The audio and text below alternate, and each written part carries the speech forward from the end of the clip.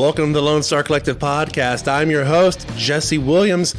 Gramps is taking the week off this week as we move into the end of January. He's having a little bit of, I want to say major health issues. He's having minor health issues. He's got some allergies. It's kind of kicking his butt, and his nose is running like a track star right now, supposedly.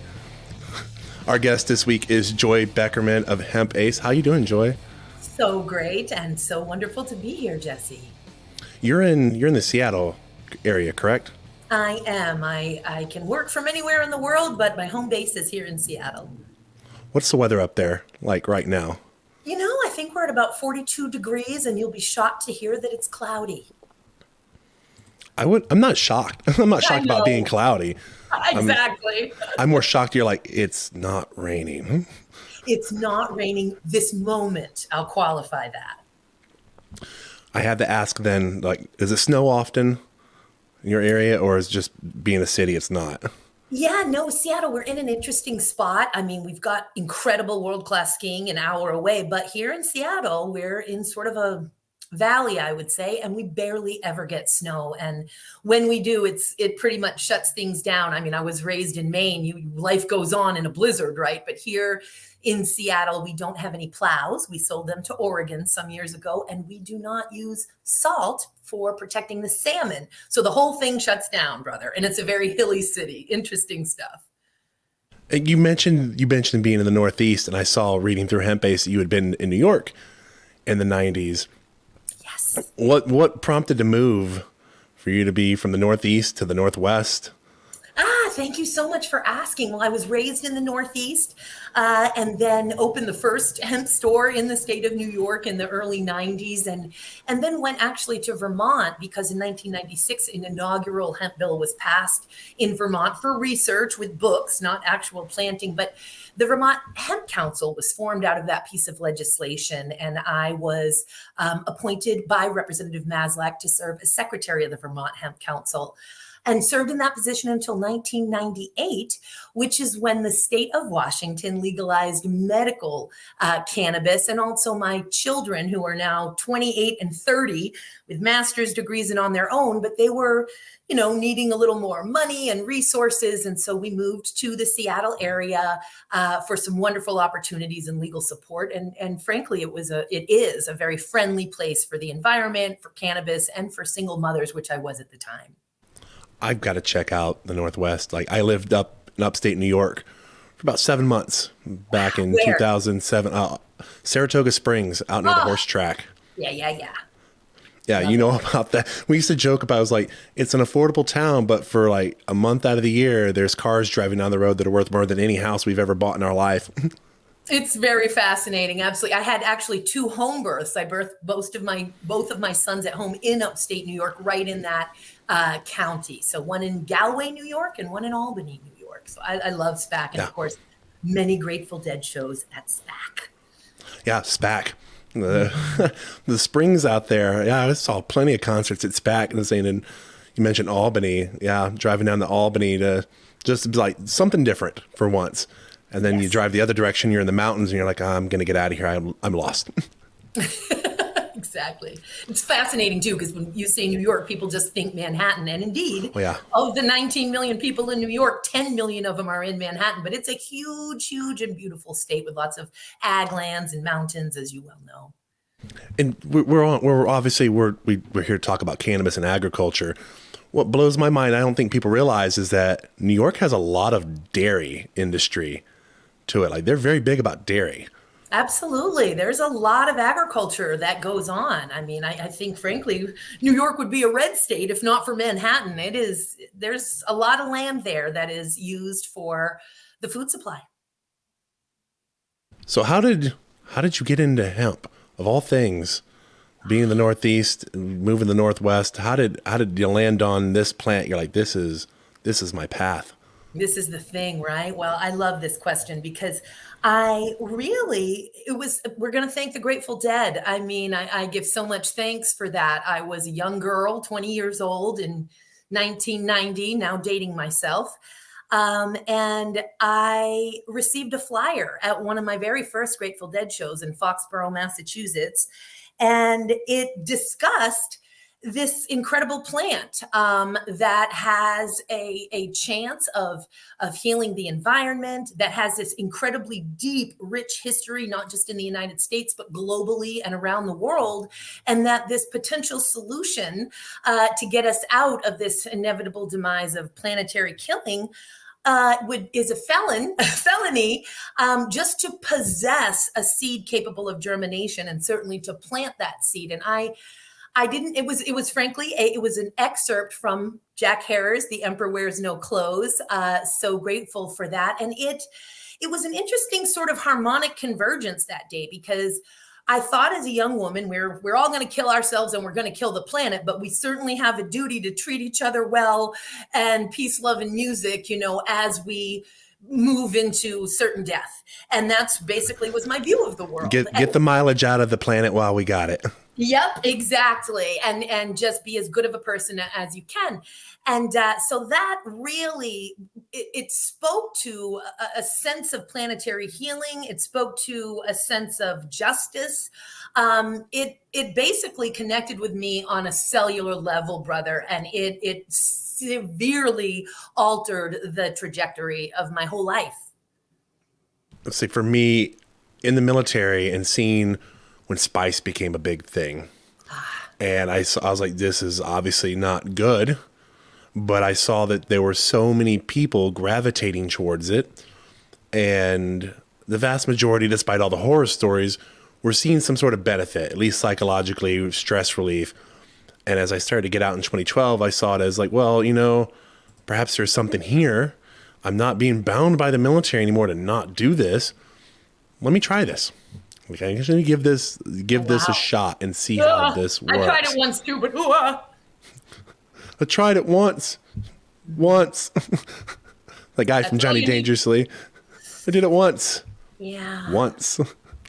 Yeah, and it's interesting, and I would never really want to put the Delta 8 sort of proliferation of products on the market. I would never say that that's an apples to apples comparison with spice, but similarly, when we are not in a legal state where there is not safe and legal access to this far healthier form of libation, celebration, relaxation, and or medicine, depending on what you're using it for, then folks are going to they're going to avail themselves of the products that are available to them. And so that's where spice came in. And that is where Delta 8 in many ways is also coming in. And these other, what I will call novel cannabinoids, although I don't call them cannabinoids at all, which you're very well aware of, that HHC, THCO, et cetera, not really cannabinoids. There's a phrase that my wife Joyce and I have about why situations like this come around. And it is, necessity is the mother of innovation. It's like things been around, that's for sure. And it's one of those things, of things get created because there's a problem and they see a need to solve this problem.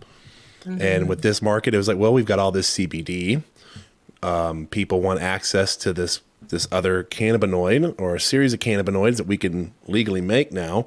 Mm-hmm. How about we find a way? We innovate a way to get this glut of excess off the market and into people's hands, and have it be something they want. Delta 8 came out of that. It's like, where there's a need, people will find a way. It's so true. And we will not go down the rabbit hole of, when we say the word legal, right? There's sort of rabbit ears and quotation marks around that, because indeed, as you're very well aware, my astute brother, the Ninth Circuit Court of Appeals has confirmed 10 ways from Sunday that actual true molecule, that isomer of tetrahydrocannabinol that we know as Delta 8 tetrahydrocannabinol, or Delta 8 THC, indeed, it is legal as the day in law is long, until there is some type of a legislative change at the federal level. And of course, multiple states that have already regulated it out or defined it. But at the federal level, we know that isomer itself is truly legal. I think the issue here is that we're not actually seeing that real molecule Delta 8 with all the peaks that is in a naturally occurring Delta 8 molecule. We're seeing this sort of bathtub gin, Frankenstein isomerization using volatile chemicals and solvents. And in the end, we're not actually getting, for the by and large in these products, a true Delta 8. And then secondary to that is, of course, if we're using it in a dietary supplement or as a food additive, it's not actually legal, right? Because we've got this regulatory framework for introducing a new dietary ingredient for dietary supplements and for introducing a food additive in the food supply. And as it stands, ain't a single cannabinoid yet out of the cannabis plant that has been able to make it through that framework. Good tee up for the crazy press release today. But so it's interesting. We say, yes, the true isomer is legal, but the products that are out there on the market, by and large, are actually technically not from a federal level. But the FDA is only enforcing when absolutely necessary. And you brought that up, and I was like, man, this is the perfect point to talk about the FDA announcing today that they're like, we're not going to create a regulation for this. Congress, we punt the ball back to you. Yes, and it's really fascinating because there have already been, there are about 4 different bills right now in Congress in play, one of them since 2021, the one that has really the most viable chance of making it through, directing the FDA to create a regulatory framework. Now, the 4 different bills have different nuances, and I don't want to make everybody's eyes go glossy discussing them, but I will say, because it's so important, that the main difference is one of these bills seeks only to have CBD itself, the one cannabinoid, cannabidiol, to be put into the food supply. Another one is the one molecule, CBD, cannabidiol, to be put into the food and dietary supplement supply. And then the one that I think has the most viable chance of winning, and it was all of the existing dietary supplement trade associations working on this with the U.S. Hemp Roundtable. And that's the one that is asking all hemp-derived cannabinoids, not just CBD, because we're just going to keep going through all this craziness, cannabinoid by cannabinoid, if we don't deal with it. And just for dietary supplements. And there's lots of reasons for that, mostly cutting to the chase, because the FDA is, I can almost guarantee, and please don't shoot the messenger, ever going to approve CBD for food and beverages. If they're going to create a regulatory framework, it will most likely be only for dietary supplements. And then, of course, there's that CAOA, which is, I think, the Cannabis Administration Opportunity Act. And that's really interesting and scary as heck. That, again, is just CBD as well, and just for dietary supplements, but it's way scary. We want the one that's just for dietary supplements and all hemp-derived ingredients to pass. So in any event, this has been going on, and we've had multiple state departments of ag. We've had multiple senior legislators, including Mitch McConnell himself, admonishing, and several state governors and even state's attorney general, Jesse, over this period of time, that have been submitting letters to the FDA, really expressing their deep concern and their huge frustration that they have not created a regulatory framework. And today, just today, they announced on their press release that they have come to a conclusion, bearing in mind that we have been in an open sort of rulemaking period with the FDA since 2019. And they have been they've been commissioning their own safety studies.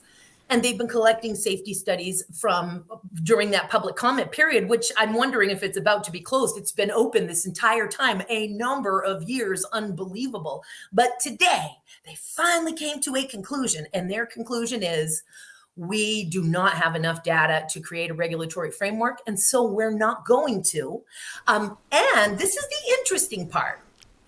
We think we need an entirely new regulatory framework for CBD. And there's lots of mixed feelings around that, brother. On the one hand, we've got, industry saying, you don't need a new regulatory framework. We have a regulatory framework for dietary supplement, new ingredients, and for new food additives in the food and beverage supply.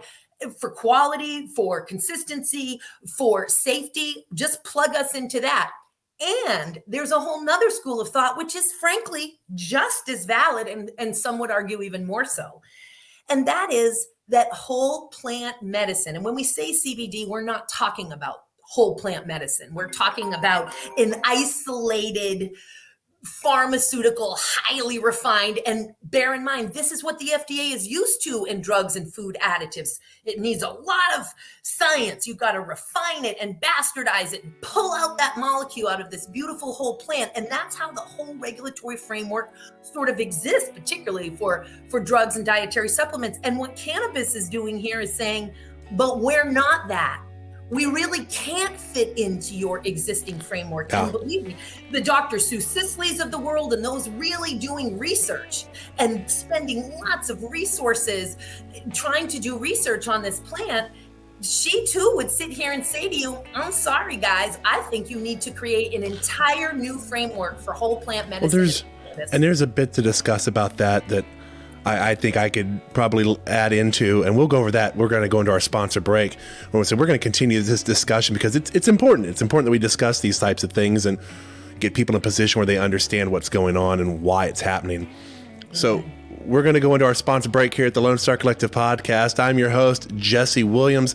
My guest this week is Joy Beckerman of Hemp Ace. We'll be right back after our sponsor break.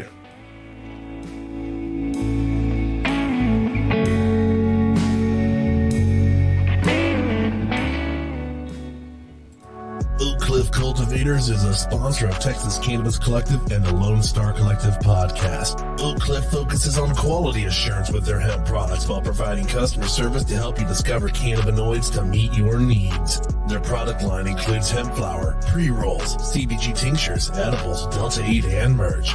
For more information on their products' quality or to shop online today, visit oakcliffcultivators.com or contact them at info@oakcliffcultivators.com.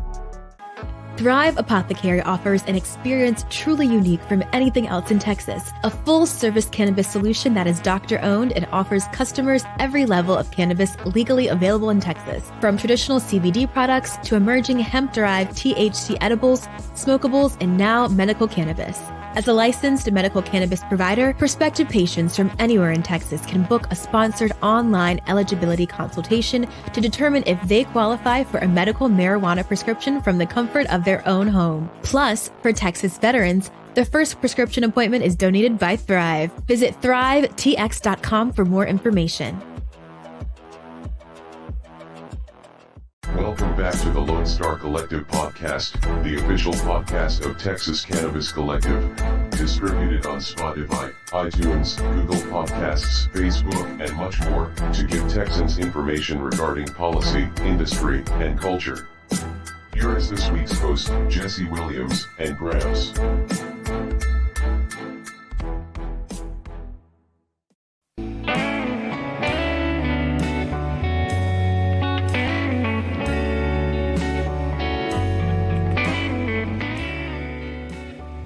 Welcome back to the Lonestar Collective Podcast. I'm your host, Jesse Williams. This week, my guest is Joy Beckerman of Hemp Ace International. We were discussing about the FDA punting the ball back to Congress about this thing, and they were saying, like, it's a very generic phrase, and they say, we need more data. And in our community, everybody's been screaming, we have the data. We know what this plant's capable of. And it's not so much now, I would say, that we need data about what the plant is capable of. I have a feeling that when they say we need more data, it's like you talked about having, you imagine somebody like Sue Sisley saying, hey, we need something beyond just this data about how it affects people, but we need data on how we're going to regulate this, like the framework for it. Cannabis does not fit in the way other things typically do. And part of that is, you mentioned earlier, and I've had this discussion, is that when you start talking about converting and creating these isomers and things of that nature, it becomes some of that stuff we don't know. Like, we don't have a lot of studies about Delta 8. We researched it, in the late 60s and then stopped. We have no studies on even rodents. I mean, like, we certainly don't have humans. And we have to demonstrate safety, right? But this is just specific to CBD, which is its own thing, right? Because CBD is already an approved drug. So there's a whole nother statute that is causing trouble, but we don't need to explore that here. But every single cannabinoid, any substance at all, it doesn't matter if it's from cannabis or not. It could be from a dandelion plant. If it's something that doesn't meet the definition of an old dietary ingredient, if it doesn't meet the definition of an ODI or old dietary ingredient, it meets the definition of an NDI or new dietary ingredient. And what's the difference between old and new? Well, there's a date. October 15th, 1994. And that's when DSHEA, the Dietary Supplement Health and Education Act, was enacted.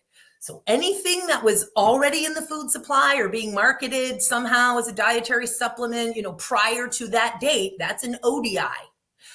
If it's marketed and introduced after that date, it's an NDI, and therefore it is subject to the Food, Drug, and Cosmetic Act for new dietary ingredients. And that's a very expensive, process to undergo, but it's because of safety. And I just wanted to elaborate that very data that you're speaking about, and what the FDA has been railing on is we don't have enough data on safety. And so when you were saying we have the data, that's when you heard me say we sure do. We actually have all the data on safety. It has been proven to the FDA 10 ways from Sunday. And that's where the frustration comes, brother, because they are continuing the entire time to beat the drum right through today, saying, hey, we just don't have enough data to see how long you can take CBD and how much, because we think that it causes liver problems, contraindications with other medications, which sure it can. Yeah. As many dietary supplements can have contraindications. So you have to put a warning on the label. That's the law. They also say we think it might affect male reproductive, which I think is the subliminal, plant it's going to harm male reproduction, fear mongering in there, and then vulnerable populations. And they immediately go to children. Of course, it was child Charlotte Figge that started this entire awareness, and pregnant women. So they just keep talking about safety, and it has been proven. And the last piece around that sort of frustration that even officials feel, James Comer, who was the director, and you probably know this, of the Kentucky Department of Ag way back in 2014, who pushed through legalization of hemp cultivation, the first state in 2014, got those first seeds in the ground. Well, now he's a representative, and he is chair of that new House Oversight Committee. So all political comments aside, we're just talking hemp here. He has opened up an investigation into the FDA and why they are stalling so much. So I actually think, and that's brand new news, I think this press release today was sort of trying to do something to protect themselves from the House Oversight Committee investigating them, because brother, this just so stinks of big pharma, special interest. It is stinky, stinky, stinky stuff. Well, something, and I think when they say data, I don't want to say it's a misdirection, but an issue that's going to happen, regardless of what framework they put in place, is there's going to be mountains of litigation taking place where somebody goes, well, I didn't think we could do that, or I didn't think we could do this, or this shouldn't have happened this way, or you can't advertise it this way, or you can't advertise it that way. In the past, we couldn't do this with these products, and you're saying we can with these. Well, why not? Why is there such a stark difference between these two? And as we saw with the Delta 8 case, the answer in the end was they said, if this was to be outlawed, it's something Congress should have done. Congress holds that responsibility. And the FDA basically sees that now and goes, you know what? No matter what we do, it's a lose-lose for us. There is no winning solution we can come up with. And anytime something happens, a court's going to point at us and say, well, they should have done this. And we go, what? What do you mean we should have done this? Congress should have done this. Congress should have made these rules and regulations. That way there would be actual laws in place. You don't like it, blame Congress. And they can get away with saying, we don't know. We need data. Yeah. And everybody focuses on that first part where it's like, well, the safety, because, man, safety causes such a great moral panic, doesn't it? Oh, it's fear-mongering extraordinaire. And the subliminal, as I like to say, root chakra. male reproductive system, breastfeeding. They like to get sort of boobs and private parts in there to really get into your psyche and social engineer you a bit. The children, we got to worry about the children. And it's like, I'm concerned about children. There's a solution. We do it with other products. We age gate. It doesn't need a knee-jerk reaction of just removing the product from the market. We age gate. So it's funny. I was like I said, it creates a moral panic of the children are delicate. Okay, age gate it. Why is that difficult? And we're seeing that in Texas. Texas, like I point out, my fear is that they say they want to get rid of Delta 8. Our legislature does overall. Mm-hmm. Well, at least a good chunk do. And it becomes this problem of the way they want to do it is they say, well, we're going to ban synthetics. And it's like, okay, well, federal side, they have their own definition for synthetic, which we saw Delta 8 does not apply in that situation. And then there's Texas, which our Department of State Health Services will determine the definition of synthetic for our state on a state level. Mm-hmm. And they'll eventually say, well, anytime you did any sort of mechanical change to it or you did a chemical change, we're going to consider that a synthetic. And they can't get through their heads yet that it's like, that means your CBD isolates are gone. They're outlawed. Any sort of isolate whatsoever is gone. The fact that you would actually remove anything from the plant, anything outside a whole plant coming out of the ground would technically be illegal if they follow that type of logic. I think it's more about isolate isn't a synthesization. Now that's a refinement, but it's not a chemical change, brother. You're not changing the CBD molecule. It's if you isomerize that molecule, you change it from CBD to Delta 8 or CBD to Delta 9, which all of that can be done, of course. And that's federal. Federal side, they see it as such. They go, yeah, you've just taken one part out and that's it. You've isolated it. We don't care.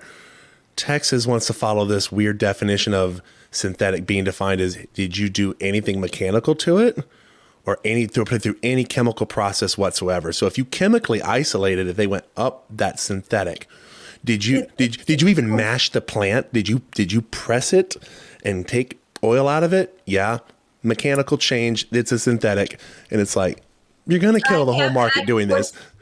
I'd have to look at the legislation. Unfortunately, these legislative sessions, they're just the bane of my existence / a big part of my purpose, because there is so much crazy over legislation being written. And then I'm constantly having to get in there and beg the prime sponsors and whoever I have access to, if not them, to make amendments that make sense. And it's, and I will have to look at any new proposed legislation for Texas. But I also just want to make sure, when you say, it doesn't meet the definition of synthetic under that scenario, referring to the feds, bear in mind. So the DEA has what they consider to be synthetic, a whole nother area of law and different completely code. But the FDA, and this is what we're talking about when we're talking about human consumption, controlled substances aside, they also have what they call synthetic botanical constituents. They actually have a nickname for it, the FDA, called SynBots. And synthetic botanical constituents, they don't meet the definition as an ingredient for a dietary supplement. So to the extent we're making, not inhalables out of this Delta 8, which is its own thing, but something we would market as a dietary supplement. Also, it hasn't been proven for safety for the food additive because of this isomerization. So it's really, there's lots of folks. Texas is not alone, as you know, brother. Oh yeah, we're not. We got to deal with intoxicating cannabinoids, and we got to deal with synthetic cannabinoids. And I have seen every which way to deal with it. I have to say that Washington State, my own Washington State, I think has some really good ideas on how to do that. And I wish all the states would talk with each other, but they're not, which is why this whole thing is it's been a nightmare for interstate commerce for companies that want to sell outside of their state, as many do. Right now, it would, require, I don't know how many labels. And so this is guaranteed to just continue to be crazy like this. And if Texas outlaws stuff, that makes it, we want to be able to see success for our farmers, see success for all small businesses, and this is crazy. That's true, very much. No other way to put it. It's true. No way to put it. So as we hear the music, it's time for us to go into our sponsor break. We're going to continue talking about this and how these legalization measures, I'd say they impact outside, not just each state, but outside our country as well. Because there's something I learned over the winter, my little winter break I got to take. So great. We come back from our sponsor break, the Lonestar Collective podcast. I'm your host, Jesse Williams. I'm joined by guest Joy Beckerman of Hemp Ace International this week. We'll be right back after our sponsor messages.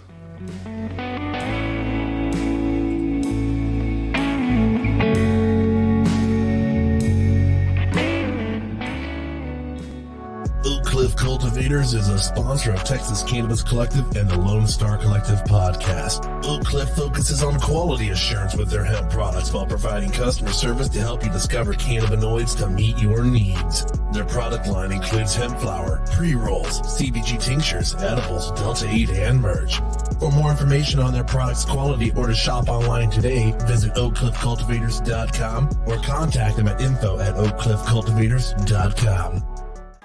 Thrive Apothecary offers an experience truly unique from anything else in Texas. A full-service cannabis solution that is doctor-owned and offers customers every level of cannabis legally available in Texas. From traditional CBD products to emerging hemp-derived THC edibles, smokables, and now medical cannabis. As a licensed medical cannabis provider, prospective patients from anywhere in Texas can book a sponsored online eligibility consultation to determine if they qualify for a medical marijuana prescription from the comfort of their own home. Plus, for Texas veterans, the first prescription appointment is donated by Thrive. Visit thrivetx.com for more information. Welcome back to the Lonestar Collective podcast, the official podcast of Texas Cannabis Collective. Distributed on Spotify, iTunes, Google Podcasts, Facebook, and much more, to give Texans information regarding policy, industry, and culture. Here is this week's host, Jesse Williams and Gramps.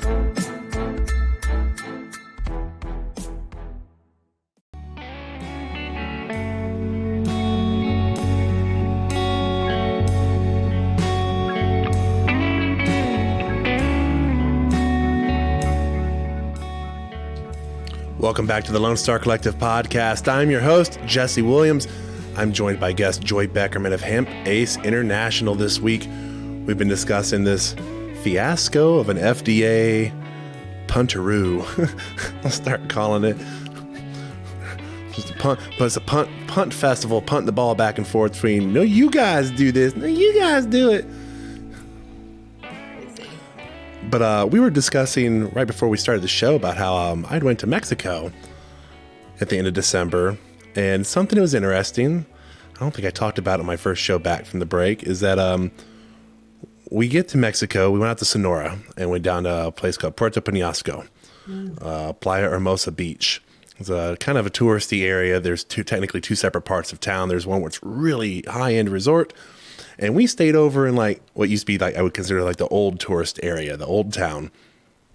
And my wife, who's from Puerto Rico, goes out and is walking around and sees a shore patrol military member from the Mexican military, and starts asking questions about like, hey, what do we do if this happens? How do we do this? And she's able to communicate because obviously she speaks Spanish natively. And the first question that comes out of this shore patrol member's mouth is, oh, you guys are from Texas. Why haven't you legalized weed yet in your state? And she's like, that's what you're going to ask me. So yeah, why haven't you legalized weed? Every one of these states, it's like Arizona, which you likely drove it to get into here, they legalized, and so has Nevada and California and New Mexico. Why haven't you guys? And it's just like our state's just kind of backwards. And immediately this person points out, every time one of these states falls into legalization, it hurts the cartel here. They lose money, they lose funding, and we've been able to start winning the war against the cartels here and start squashing them out as each state falls. The illicit market funds organized crime. I mean, I used to also sit on the board of directors for the National Organization of the Reform of Marijuana Laws, NORML. I mean, and that's I probably since year one when it was formed in 1970, when the Controlled Substances Act, was enacted or ratified. The illicit market absolutely is a cash cow for fueling and empowering exponentially organized crime and violence. And we had a DA here where I live at in Austin, Texas, that was trying to point out somehow that it's like, oh, well, the belief is that if it's legalized, you're just giving them more money. And it was like, how? They make the money off of it being illegal. Well, your leadership thinks otherwise, and so do the police officers. I'm like, we're kind of thinking like, well, do you think otherwise? Because it seems like you think so as well. The reality is if there's competition here that can legally compete and not have to worry about the government getting involved in that sort of matter, it would just push them out of the market. And it became painfully obvious hearing that over during my vacation. I was like, it is definitely painfully obvious now in this state, without a doubt, that the reason why it's still illegal is that it keeps the cartel just strong enough for them to point and go, boogeyman. We got to do something about the boogeyman. So much so, brother. And there are really, so many reasons for it. I think that, and the other piece that really can't go without saying is overregulated, overtaxed legal programs, whether in the medical market. We're here in my state of Washington, where we have had legal medical since 1998, legal adult use since 2012. So we're a decade now. And to this day, since adult use, that created tax. We didn't have tax on the medical up until that time. Our patients here are qualified patients registered in a database, are paying 37% excise tax. So of course, they're not accessing the market. We have a bill this year, thank God, to try to remove that and incentivize medically compliant products, incentivize stores to carry those products, and incentivize patients to access the legal market, which they by and large cannot afford to pay. So in any event, whenever there's an overtaxation, which we clearly suffer from here in really up and down the West Coast, but in Washington, it's crazy, that is going to still fuel the illicit market. And so I'm going to use that D word we talked about. We now surely have the data that discusses this. And it's why New York, they continue to impress me. New York, which currently has the most progressive, economically equitable, they've left some folks out, the vets, the native tribes, but they're on to a really good thing. And I think they're going to keep improving it. But that tax will do it. Now, and the other thing, when we talk about Texas or maybe some other more conservative or red states, if I could, and I'm not to have a political conversation, but what I'll say is that, if we don't have rights in a certain state, really some sort of basic rights, access to reasonable abortion, if we're not suffering from racism and draconian, antiquated, separatist, discriminatory ways and practices, it's hard to go from 0 to 60 right on into cannabis legalization. I think part of what cannabis's message is, we got to take care of each other. We need to learn empathy and compassion for each other, for the planet, for all living beings. And so I think a lot of states that don't have adult use or viable, meaningful medical, I think that I'm hoping, and as I spoke about on stage when I saw you at the Taste of Texas Hemp Cup, that we can get people really interested as we galvanize the cannabis community that is so powerful and enthusiastic and the most incredible humans there in Texas, that we can galvanize that same community to support other movements and other efforts, because I think we all have to work in tandem together. And we hear here in Texas a lot, well, we got more important issues to deal with than your weed problem. You take your little single issue thing and go somewhere else. And it's like, a lot of these people say that they've got their own little single issues, such as guns or abortions or voting. And I consistently started telling people when I got into this movement, I was like, this is not a single issue item. It is not. It is a multi-pronged, multifaceted item that we need to be looking at, because, man, just this one thing is going to actually solve a lot of issues we have going on. We have criminal justice reform. And people hate this term, social justice reform. It's like, we would see a lot of inequities removed if we even just move forward with any sort of simple program. So it's criminal justice reform. It's that social justice reform. It is healthcare reform, given we have an opioid crisis. And heck, the DEA just released the other day saying, hey, guess what? Opioid addiction rates are down in places where we legalize. Isn't that beautiful? So, I saw hey, that too. so it's like, hey, guess what? You know, if you have a fentanyl issue, it's likely because you ended and cracked down on opioids being prescribed, but didn't give them anything else to work with. Mm-hmm. And even you mentioned about like not being political, and I point out there's red states such as Florida and Oklahoma, where even Governor Ron DeSantis in Florida, when he got into office back in like 2018, 2019, goes, we have an opioid issue, and we know now, we have enough information to know that bringing full flower into our market will help reduce the opioid crisis in our state. And it has. He was right. He's correctly from that DEA announcement that you just referenced. It was like an average of 27% reduction in opioid use. And of course, this translates into Medicare and Medicaid costs and all of those things that we're, and overall health, an herb that is good for you, as opposed to a highly refined, incredibly dangerous pharmaceutical drug. That is very much so. I say, and I've always wondered, like, especially in Texas, I point out, I go, this sounds like a very conservative concept to move forward on. Even there's a joke in King of the Hill where there's kids on campus trying to get, they don't say it flat out, but they're like, hey, we want to get this plant legalized in Texas. And Hank's like, what plant? I don't understand. There's a plant that's illegal? Wait, why? He goes, well, you see, it's this plant called hemp.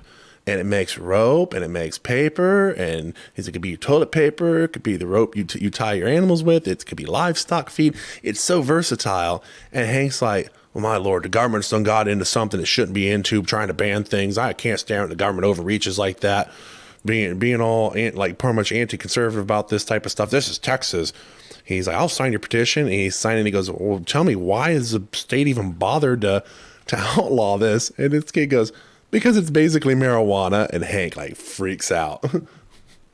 Social engineering that we are undoing. Such a effective, successful special interest social engineering campaign that really started in 1930 when Henry Anslinger was appointed executive director of the Federal Bureau of Narcotics, which we now know as the Drug Enforcement Administration. Its initial origination was the FBN, Federal Bureau of Narcotics. And he went on a 7-year campaign, very concerted, yellow journalism, that movie Reefer Madness that we think of as a comedy, but it was not introduced to the American public as a comedy. No, it was not. It was a tragedy and fear-mongering. And so anyway, all of that, and we're undoing it, and we are making our way to undo it. I also wanted to say, I find that because social justice, frankly, I'm obviously all about it, but I do like the term when we're talking about these things, and you're using the term that folks are using, including legislators and regulators. So just as maybe a Tai Chi of that, maybe we could start saying economic justice, and maybe we get a fresh look at it or a fresh understanding. I was also wondering, what do you think about Ground Game Texas, that organization started by the former city attorney of Austin and Julie Oliver and Mike Siegel? Very, very big fans that we worked with them to do the decriminalization efforts out here. I personally was going down just south of me to the town of San Marcos. Was out on the campus there pushing to get people to sign the petition to pretty much have it on the ballot, and then promoting it as well. A few of us had went up to Killeen, that area, and pushed for Killeen and Harker Heights. Our executive director, Austin Zamhariri, he's up near the Denton area in Texas. So he was up there at the university up there and knocking on doors trying to get people to sign it. And it's amazing that I don't know if it's made in the news there for you, but the county where Killeen sits at, Bell County, Killeen went through and said, yeah, the only thing we're going to remove out of this ordinance is that the police can't use it. They couldn't use it as a reason to search. We're going to remove that out. We're still going to give them the reason to search. And part of the reason why was all the data they had on hand said every time we've actually done a search, it's led to us finding other things that really shouldn't be there. Like they were finding and mostly meth. with people of color. And they're like, we're finding things like meth, things of that nature. Whereas when we do find something that where we thought we were going to search and it's just a small personal amount, we don't find anything else. Pretty much the big time dealers were. And given it's a military town, obviously the military doesn't want their soldiers to be able to have a way to kind of skirt things and not get in trouble. But they put it through, and the county itself has we don't agree, and we're going to sue you now. We're going to sue you to remove this. The town where I worked with, San Marcos, sits in Hays County. The DA there for the county, his exiting motion was, I'm going to contact the state attorney general, Ken Paxton, and ask for his opinion on this. I want him to rule in whether or not these cities can do this or not. And it was... the guy the last several elections says, well, I'm not for this hemp stuff. I'm going to test everything. I'm just going to prosecute. I'm not going to try to say, oh, well, I don't know. And I don't want to spend the money. He was like, I'll wait. I'll spend the time. I'll spend the money. We're going to go through with this. And this last election, he stuck to that. And the other guy was like, I'm not doing that. I'm not wasting that money anymore. The city's already here talked about decriminalizing it, and like almost 80% voted saying don't arrest. And Mike Siegel, I mean, what? This man blows my mind. He's a municipal expert attorney, former city attorney for a gigantic municipality in the state of Texas. So to hear these complete bunk, nonsensical, not based in reality, your constitution, law, or any other ordinance. Exactly. Sit there and fight with Mike Siegel about how they want to undo the will of the voters who absolutely enshrined in your constitution and in the various adoptions of the different municipalities. Absolutely, the people can set policy, and yes, so can the city council, et cetera, but the people set policy and you don't undo it. And man, I wouldn't want to argue with Mike Siegel. That memo that he wrote, oh my God, it absolutely brilliant. And 2 days ago, you probably saw the police chief from San Marcos is making doesn't agree with the decriminalization. Well, okay, I don't agree with a lot of things either, but I had to look that up because he was in favor of this. When it came out, like we didn't have as an ordinance, but we'd had it down was like, we had a cite and release program. And I fought with them for that as well, to have that. And we got this police chief there and he was like, oh, I'm all for it. And it was like, wait, what? And he goes, I'm gaining so many man hours back from my officers by not having to deal with this nonsense. We can go deal with other things that are more pressing, such as assaults, people stealing catalytic converters. So please, God, we got other things to deal with, and we're going to deal with those rather than weed. So I'm like, I got to look this up because I'm going to be kind of surprised. He's like, I'm not on board for this. There's officers, the police union. No, they were not on board for this. They were, oh no, we got to do this. Crime's going to go up if you don't enforce these laws like this.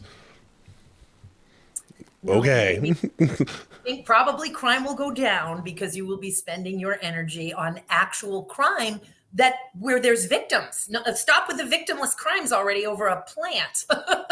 And the funny thing is people, if you think about it, it's going to look like crime has gone up because if you're focusing more of your attention on actual crimes people really worry about, those numbers are going to go up because you've caught more people involved in those things. They're going to go, well, look, assaults went up and murders went up. And it's like, oh, we've actually been able to focus our attention on these things because there was ones that didn't get our attention and went through the cracks. It's like, we're sealing the cracks up. Yes. Amen, brother. And having said that, actually, the data shows crime going down and youth access going down with safe and legal access and robust regulatory frameworks. And I think the other part of that sort of gift that keeps on giving when you use that logic that you've laid out, which is then you can focus on actual crime with actual victims. The other piece is when you are focusing on the drug war, particularly, again, plants, okay, if we're talking fentanyl, et cetera, but especially when we're talking plants, the double harm there is not only are we not giving our attention to crimes with victims, but we're giving our attention to victimless crimes that are severely disproportionately affecting people of color, and it just cannot be lost on us. Yeah. I put together, I had a project I had to do for my mass communications degree this last semester, and I just put a case for decriminalization, and a whole section was I was comparing our state to other states, and the data showing like, what's the likelihood if you're a person of color to be arrested? And like Texas is bad.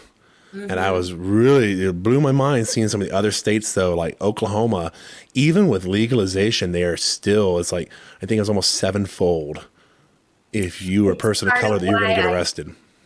It's so true. And it's part of why I say we have to support other movements and dealing with racism, separatism, discrimination, and that level of ignorance. It's fundamental to a healthy, thriving community. And so, yeah, we're going to have to work a little harder in certain spots, and together we can do it. We just need to continue to link arms and engage in the process and activate ourselves and organize. And I can't tell you how thrilled and impressed I am with the cannabis community in Texas. It just absolutely makes my heart smile, brother.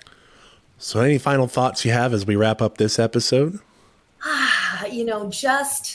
I guess I'll just repeat how critical it is. We live in a beautiful system, no matter what state you're in. If you are a registered voter, you are going to be welcome at your state legislator's office, your senators, your representative in the House, as well as at the federal and congressional level. They all have local offices, and you can certainly do a Zoom and a phone call in Washington, D.C. when they're there. But it is critical that we make our voices heard and we make those appointments. And I think folks who don't understand just how awesome this system is, that generally speaking, our elected officials, whether at the state level or the federal level, they are happy to hear from us. They understand they are there to serve constituents.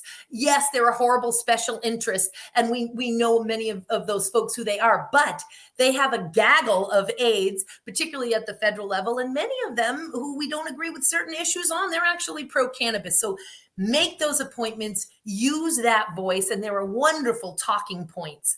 By the way, if you're wanting to talk about hemp and CBD, you can go to hempsupporter.com and get great talking points for lobbying there. If we're talking about cannabis, you can go to normal.org and go to their lobbying page and get great talking points. And something tells me that the Lonestar Cannabis Collective is a huge wealth of information. And so I just can't say enough. Join the amazing community that is building and ground swelling in Texas, and use that voice and engage. And you'll find what friends and purpose and belonging. It's a great, incredible, thriving movement. You'd be happy to hear we just Wednesday went out to our capital. The Cannabis Collective did. 4 of us went to do our own personal action day, and we passed out information about a House bill to reduce flower possession for the state to Class C misdemeanor. So flower and some low-level amount of concentrates to a misdemeanor here, because a lot beyond that seems to be a bridge too far for this state right now. But making that next step and starting it early on in the legislative session. So plug your website real quick. Thank you. Anybody who wants to find me, I have my Hemp Ace International is an expert witness legal support and consulting firm. It serves the global community, founded in 2014. And I can be found at www.hempace.com, like the ace of spades or the ace of hemp, as it were, hempace.com. And my own podcast, it's been Hemp Barons for a couple of years. We're changing the branding to thejoyofhemp.com and the Joy of Hemp podcast. So please stay tuned for that. Thank you for that opportunity and for everything that you do, Jesse, and the Lonestar Cannabis Collective. We thank you for joining us this evening and spending your time with us. That is going to wrap it up for the Lonestar Collective podcast. I am your host, Jesse Williams. This has been quite the episode. Our guest was Joy Beckerman of Hemp Ace International. You can reach them at hempace.com. For more information, her podcast, Hemp Barons, which is at The Joy of Hemp, is going to be the new brand name for that. Recommend you check out that. And if you go back and look at her lower thirds, there's an Instagram account there that's been getting some posts and some traction lately. Check that out. Meet with them online in the social sphere. We thank you for joining us this week. We hope everybody has a great week and enjoys their weekend. Peace.